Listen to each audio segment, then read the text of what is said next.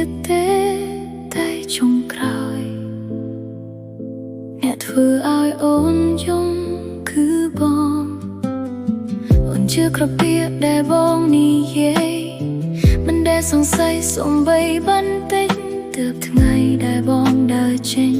បេះដូងអូនបែកដោយមិនដឹងខ្លួនអូនមិនស្ដាយពេលវេលាដែលធ្លាប់ស្រឡាញ់បងទេអូនស្ដាយតែបេះដូងដែលឲ្យមនុស្សខុសថែរក្សា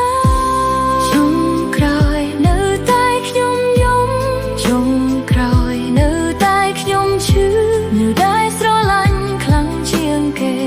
ក៏ជាមនុស្សដែលខូចចិត្តជាងគេនៅតែខ្ញុំយំនៅតែខ្ញុំយំ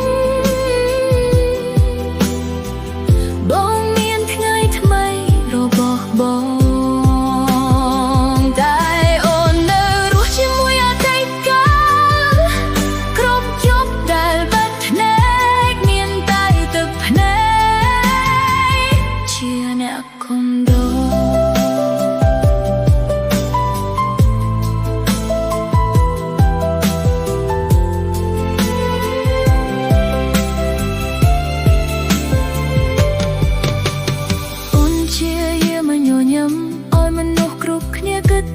សុខសប្បាយ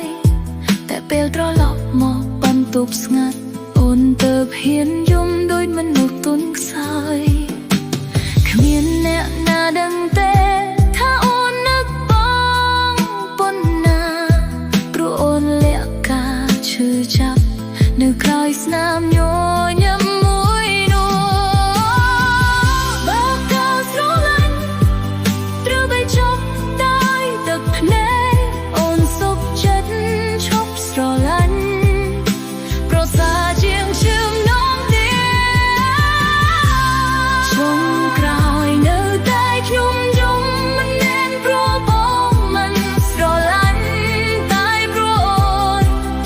ស្រឡាញ់បងខ្លាំងពេកស្រឡាញ់ខ្លាំងពេកអូនត្រឡប់ទៅថ្ងៃដំបូងអូននៅតែឈឺស្រើស្រឡាញ់បងគ្រាន់តែអូននឹងមិនអោយបេះដូងទាំងមួយទៀតទេ